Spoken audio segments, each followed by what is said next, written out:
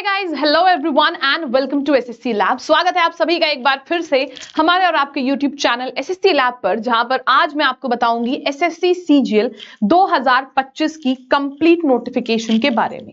क्या है नोटिफिकेशन, कब हो सकता है एग्जाम, क्या है नोटिफिकेशन आउट होने की कंप्लीट डेट, क्या होगा इसका सिलेबस, क्या होगा इसका एग्जाम पैटर्न एंड क्या रही है पिछले 5 साल की कट ऑफ्स। ये तीन चीजों के बारे में मेजरली हम बात करेंगे अपने आज के सेशन में। First is exam pattern, second is exam syllabus and complete notification and the last one is last 5 years cut off. तो जितने भी स्टूडेंट्स हैं who aspire to crack this exam in 2025, तो उनके लिए ये वीडियो बहुत ही ज्यादा इंपॉर्टेंट है। एंड बहुत सारे ऐसे भी स्टूडेंट्स होंगे जिन्होंने जस्ट अभी 2-3 महीने पहले सोचा होगा, डिसाइड किया होगा कि हाँ मुझे सरकारी नौकरी चाहिए।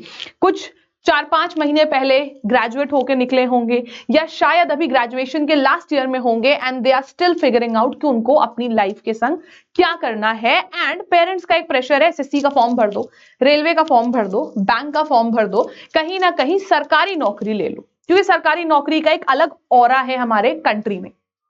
तो आप सबके लिए, जितने भी बिगिनर्स हैं उन सबके लिए ये वीडियो बहुत ही ज्यादा इंपॉर्टेंट है। एंड बहुत सारे ऐसे स्टूडेंट्स भी हैं जिन्होंने तैयारी तो शुरू कर दी है, लेकिन एग्जाम जब आने वाला होता है और जब हम एनालिसिस से पहले के लिए मैं क्या कहूं आपको, जब हम लास्ट के कुछ 10 दिनों में हम मैराथन लेके आए होते हैं, तब बच्चे आके कहते हैं मैम कितने क्वेश्चंस आएंगे रीजनिंग में, like they are still confused about that exam pattern, तब तक कंफ्यूज रहते हैं। तो आइए चलिए इसी सारे कंफ्यूजन को दूर करते हुए एक छोटे से वीडियो के माध्यम से मैं आपको ये 3 चीजें बताने वाली हूं एसएससी सीजीएल 2025 के बारे में। अगर बात करी जाए एसएससी सीजीएल 2025 की, फॉर्म कब आएगा, नोटिफिकेशन कब आएगी, एग्जाम कब तक होगा, तो आप लोगों को मैं बता दूं एसएससी की ऑफिशियल वेबसाइट के अकॉर्डिंग आप लोगों का जो नोटिफिकेशन है वो 22 अप्रैल को आउट होगा। सीजीएल का जो नोटिफिकेशन है एसएससी सीजीएल का, वो 22 अप्रैल को आउट होगा। तो आप लोगों को एक चीज तो क्लियर है, 22 अप्रैल 2025 को इसका नोटिफिकेशन आउट होगा और जून जुलाई में इसका पेपर कराया जाएगा। पेपर कब कराया जाएगा बेटा? जून जुलाई में। जून जुलाई में एग्जाम कराया जाएगा। नोटिफिकेशन यानी कि एडवर्टीजमेंट्स आउट होने की डेट, या फिर जिसे हम कहते हैं फॉर्म भरना कब से शुरू होगा, फॉर्म आएगा 22 अप्रैल को और एग्जाम होगा जून जुलाई के बीच में। इस बार जैसे कि एसएससी का एग्जाम हुआ था सितंबर में, तो अगले साल यानी कि 2025 में एसएससी चाह रहा है एग्जाम को और पहले कराना, सेकेंड हाफ में ना करा के वो मिडिल ऑफ द ईयर में एग्जाम कंडक्ट करा देगा एसएससी सीजीएल का। अब सीजीएल के एग्जाम का क्या पैटर्न रहता है, क्या सिलेबस रहता है, क्या रही है इसके पिछले कुछ सालों की cut off, recent cut off तो अभी हमने देखी, जिसको देखने के बाद लोगों का मुंह खुला का खुला रह गया कि ऐसी भी कट ऑफ जा सकती है सीजीएल की, ऐसा तो हमने कभी सोचा ही नहीं था। चलिए आइए देखते हैं, बात करते हैं अगर हम एग्जाम के पैटर्न के बारे में।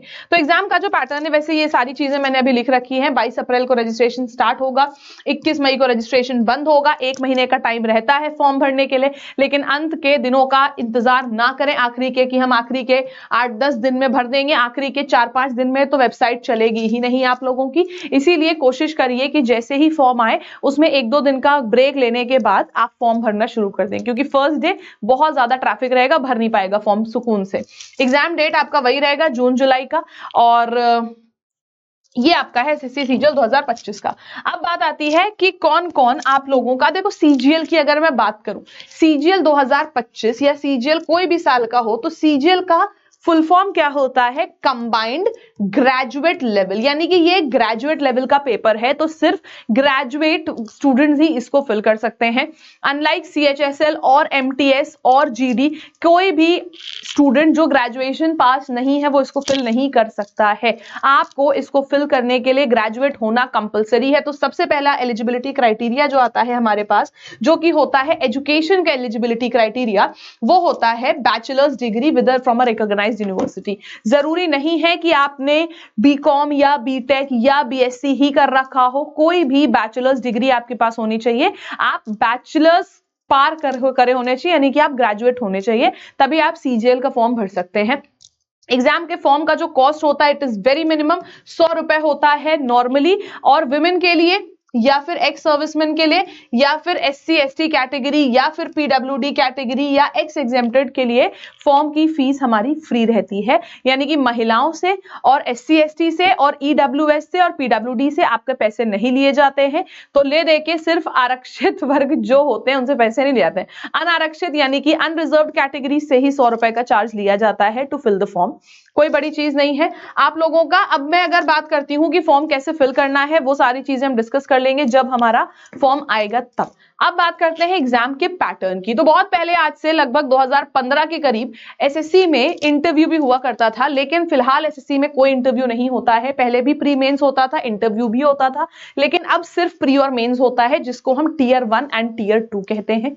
ये दोनों ही हमारे ऑब्जेक्टिव पेपर्स होते हैं और आप लोगों का ऑब्जेक्टिव मल्टीपल चॉइस क्वेश्चंस होते हैं हमारे। और अगर मैं बात करती हूं हमारे पेपर के पैटर्न की, तो हमारा जो प्री, दोनों ही कंप्यूटर बेस्ड होते हैं, दोनों ही ऑनलाइन होते हैं।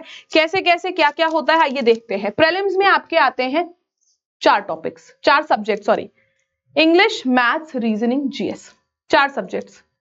मेंस में भी ये 4 रहते हैं, लेकिन कुछ और ऐड ऑन हो जाते हैं। English, maths, reasoning, GS, 4 subject, चारों का वेटेज बराबर होता है। रीजनिंग में 25 सवाल 50 मार्क्स के, यानी कि हर क्वेश्चन होता है 2 नंबर का। हर क्वेश्चन होता है 2 नंबर का। रीजनिंग में भी 25 क्वेश्चन, जीए यानी कि जो हमारी जीके होती है उसमें भी 25 सवाल, कॉन्ट्स यानी कि मैथ्स में भी 25 सवाल, और इंग्लिश कॉम्प्रिहेंशन में भी 25 सवाल। 25 25 25 25 चारों सब्जेक्ट के 25 क्वेश्चन आते हैं। हर एक क्वेश्चन होता है 2 नंबर का, यानी कि रीजनिंग हो गई टोटल 50 नंबर की, जीए हो गई 50 नंबर की, कॉन्ट्स हो गई 50 नंबर की, और इंग्लिश हो गई 50 नंबर की। तो टोटल हमारे पास 100 क्वेश्चन हो गए 200 नंबर के। एक क्वेश्चन को करने के लिए मिलते हैं आपको एक क्वेश्चन को करने के लिए मिलते हैं आपको 2 मार्क्स, और नेगेटिव मार्किंग होती है 1/4 की। नेगेटिव मार्किंग होती है हमारे 1/4 की, यानी कि 0.5 आधा नंबर हमारा नेगेटिव जाता है अगर हम कोई भी क्वेश्चन गलत करते हैं तो। ठीक है, सही करोगे तो 2 नंबर मिलेंगे, गलत करोगे तो आधे नंबर कट जाएंगे। ठीक है, ये हो जाता है हमारा एग्जाम पैटर्न प्रीलिम्स का। प्रीलिम्स हमारा क्वालिफाइंग नेचर का होता है, यानी कि बिना प्री क्वालिफाई किए आप मेंस में नहीं जा सकते हो। जाना इम्पॉसिबल है बिना प्री क्वालिफाई किए, लेकिन प्री के नंबर नहीं जुड़ेंगे कहीं पर भी। यानी कि अगर कट ऑफ, मैंने बोला सपोज कट ऑफ हमारी 150 है, ठीक है, तो 170 वाला भी क्वालिफाइड है, 151 वाला भी क्वालिफाइड है, लेकिन दोनों में से किसी को कोई भी फायदा नहीं होता है, क्योंकि आप लोगों का क्या है, सबसे बड़ी चीज कि क्वालिफाइड होना चाहिए। इसके नंबर ऐड ऑन नहीं होते हैं मेंस में, या फिर कहीं पे भी आगे नंबर नहीं जुड़ते हैं इसके, बस क्वालिफाइड होना चाहिए आपको प्री का पेपर। ठीक है, क्लियर हुआ एग्जाम पैटर्न टीयर 1 का। फिर आ जाते हैं हम टीयर 2 पे। टीयर 2 पे आते हैं। टीयर 2 में क्या क्या होता है, ये 4 सब्जेक्ट तो होते ही हैं, इंग्लिश, मैथ्स, रीजनिंग, जीएस, यानी कि मेंस का जो पेपर होता है इंग्लिश, मैथ्स, रीजनिंग, जीएस, ये 4 सब्जेक्ट हमारे होते हैं। हमारे 2 इंपॉर्टेंट चीजें इसमें ऐड ऑन हो जाती हैं। पहला तो होता है computer knowledge test. Computer knowledge test यानी कि जो बेसिक कंप्यूटर हम लोग पढ़ते थे बचपन में, जहां पे hardware, software, MS Excel, MS PowerPoint, ये सब जो होता था, कंप्यूटर सब्जेक्ट जो पढ़ा जाता था, उससे रिलेटेड क्वेश्चंस आते हैं। और फिर आता है डेटा एंट्री स्पीड टेस्ट, यानी कि टाइपिंग टेस्ट। बाकी सब तो ऑब्जेक्टिव बेस्ड क्वेश्चन होते हैं कि हाँ एबीसीडी ऑप्शन है, टिक किया टिक किया टिक किया। ये जो है इसमें आपको टाइपिंग करनी होती है। तो आइए देख लेते हैं एक बार मेंस का भी पैटर्न। मेंस हमारा डिवाइडेड होता है 3 सेक्शंस में, section 1, section 2 and section 3। Section 1 में आते हैं आपके 2 टॉपिक्स, मैथ्स और रीजनिंग। दोनों होते हैं 30-30 क्वेश्चन, और इनके होते हैं 90-90 नंबर। एक क्वेश्चन होता है 3 नंबर का, मेंस में एक क्वेश्चन होता है 3 मार्क्स का, प्री में होता है 2 नंबर का, यहाँ पे 3 नंबर का एक क्वेश्चन होता है। रीजनिंग के 30 क्वेश्चन 90 नंबर, मैथ्स के 30 क्वेश्चन 90 नंबर। तो सेक्शन 1 हो गया हमारा 90-90, यानी कि कितना हो गया हम लोगों का यहाँ पे 180 नंबर का। 180 नंबर का हो गया सेक्शन 1, जहां पे हमारा मैथ्स और रीजनिंग आता है। सेक्शन 2 आता है, बचे हुए कौन से 2 सब्जेक्ट्स, जीएस और इंग्लिश। 4 सब्जेक्ट है, मैथ्स रीजनिंग हो गया, जो सबसे स्कोरिंग 2 सब्जेक्ट है वो हो गए। फिर आता है इंग्लिश और रीजनिंग, सॉरी इंग्लिश और जीएस। अब इंग्लिश और जीए आता है, जहां पे इंग्लिश में आते हैं 45 क्वेश्चन, जीए में आते हैं 25 क्वेश्चन। टोटल मिला के कितने हुए, 70 नंबर। हर क्वेश्चन 3 नंबर का, तो कितने हो गए, 210 नंबर।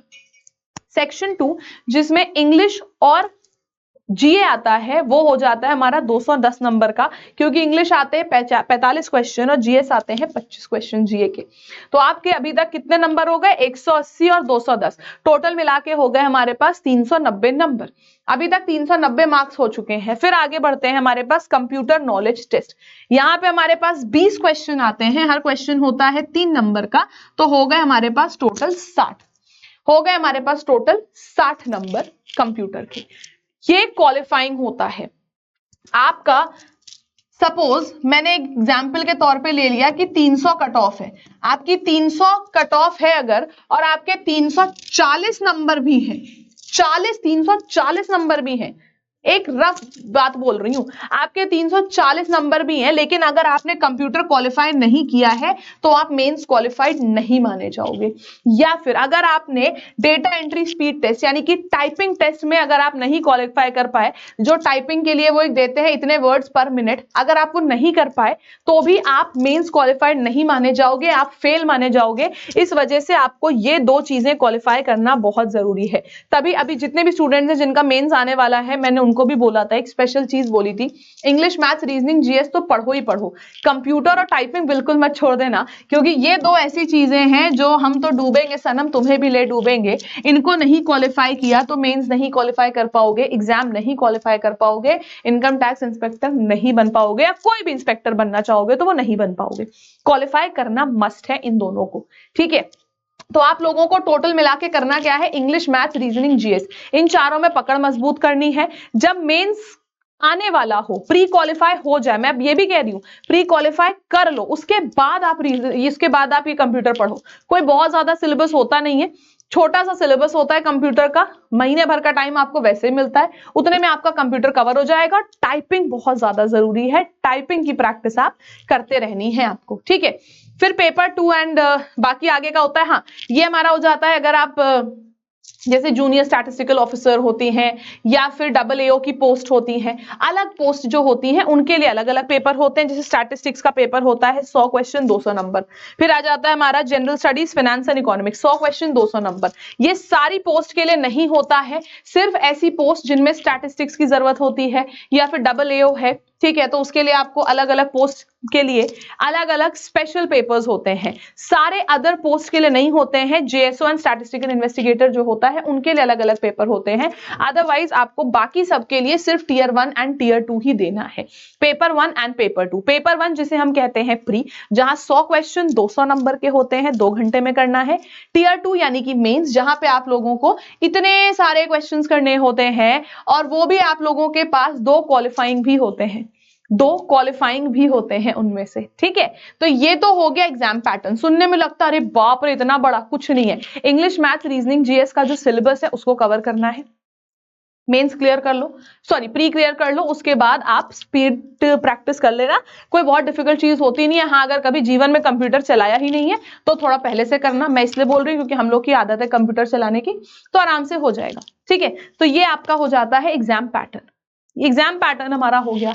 अब बात ये आती है कि इतने इतने ज्यादा नंबर हैं तो इनकी कट ऑफ क्या जाती है। तो आइए एक बार कट ऑफ पे डिस्कस कर लेते हैं कि क्या कट ऑफ रही है पिछले कुछ सालों में। अच्छा, एक चीज और बता दूं, पेपर 1 एंड पेपर 2, अगर आप सोचो टीयर 1 एंड टीयर 2 में सिलेबस में डिफरेंस आता है बहुत ज्यादा, तो सिलेबस में कोई खासा डिफरेंस नहीं होता है। हम लोगों को जितना अगर हमारे पास 30 टॉपिक्स है रीजनिंग के, सपोज हमारे पास 30 टॉपिक्स है रीजनिंग के, तो यही 30 टॉपिक्स आप लोगों से प्री में पूछे जाएंगे, यही 30 टॉपिक्स आप लोगों से मेंस में पूछे जाएंगे, बस एग्जाम का पैटर्न डिफरेंट होता है। जैसे इन 30 में से हो सकता है सिर्फ 12 टॉपिक से क्वेश्चन बनाए फ्री में, लेकिन ऐसा हो सकता है इन 30 में से 25 से 26 टॉपिक्स उठा ले मेंस के लिए। मतलब यहां पर कुछ टॉपिक्स नहीं पूछेगा, वही टॉपिक्स वो मेंस में पूछ लेगा। तो ये डिफरेंस आता है। जैसे कि अगर मैं रीजनिंग की बात करूं तो डेटा सफिशिएंसी है, वो कभी नहीं पूछता प्री में, लेकिन मेंस में पूछ लेगा, है ना। पजल के क्वेश्चंस हैं, प्री में नहीं पूछेगा, मेंस में पूछ लेगा।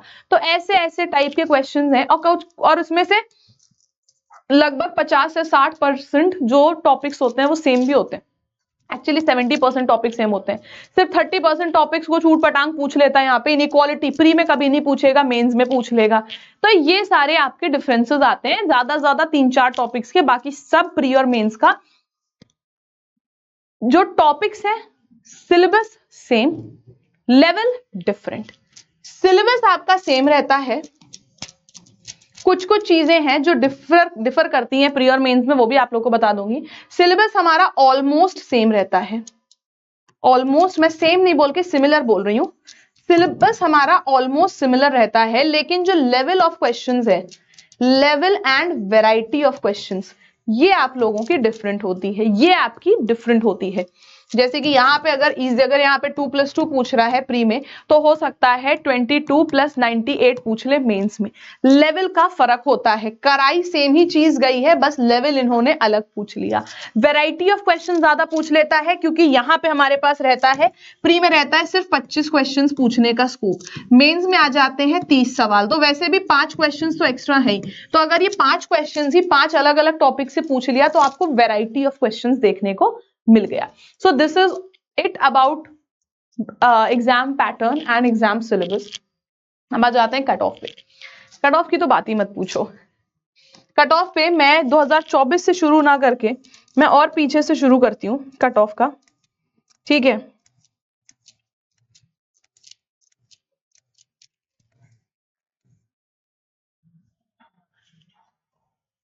मैं अलग अलग एग्जाम के कट ऑफ की बात करती हूँ अभी।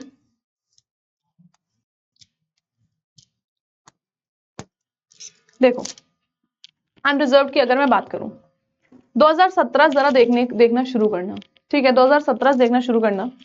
2017 में कट ऑफ रही 126.5 आउट ऑफ 200, जो कि इजीली अप्रोचेबल है, आराम से हम इसको क्रैक कर सकते हैं, बहुत इजीली क्रैक कर सकते हैं।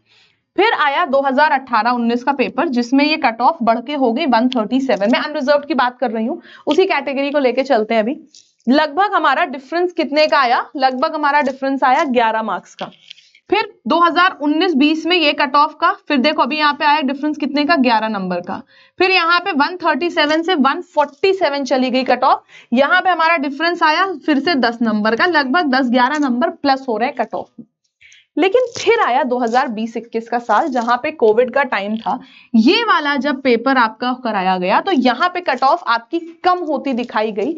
यहाँ पे हमने देखा कि यहाँ पे कट ऑफ थी सिर्फ 132, यानी कि यहाँ पे इन्होंने 15 नंबर की कट ऑफ कम कर दी। लोग बड़े खुश, अरे वाह अरे वाह अरे वाह, मेरा तो क्वालिफाई, मेरा क्वालिफाई। बहुत लोगों का क्वालिफाई हुआ। फिर आया 2022 का टाइम, जहां पे ये कट ऑफ आ गई 114। आप समझ सकते हो 132 से सीधा सीधा 114, लगभग हमारे 14 नंबर कम हो गए, 18 नंबर कम है शायद, हाँ 8 और 4 12, हाँ 18 कट ऑफ हमारी घटा दी गई। फिर आया 2023, एक तरफ आपने 120 कट ऑफ दी, फिर 114 दे रहे हो, ठीक, 126 से 137 चलो बढ़ी, फिर 147 बढ़ी, फिर आ गया 132। कोई बात नहीं, लोगों को लगा कम हो गई, लेकिन 15 नंबर कम होना इज अ बिग थिंग। फिर 18 नंबर और कम, लोगों को लगा लगभग कट ऑफ 125-130 के करीब रहेगी, लेकिन यहां पे इन्होंने कट ऑफ बढ़ा के कर दी 150।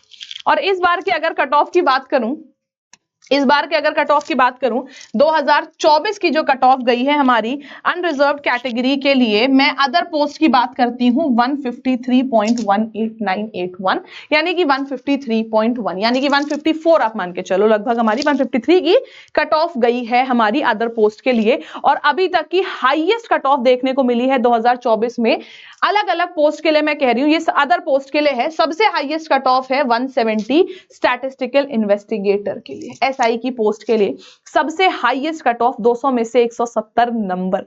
उसके बाद जेएसओ की post, junior statistical officer, 167 cut off out of 200, और ये हमारी 153 for all the other post. General post के लिए 153 है, जेएसओ और एसआई के लिए अलग पोस्ट है। तो यानी कि दिन पर दिन अगर हम देखें, if we analyse the competition, तो दिन पर दिन हमारा जो कंपटीशन है वो बढ़ता जा रहा है।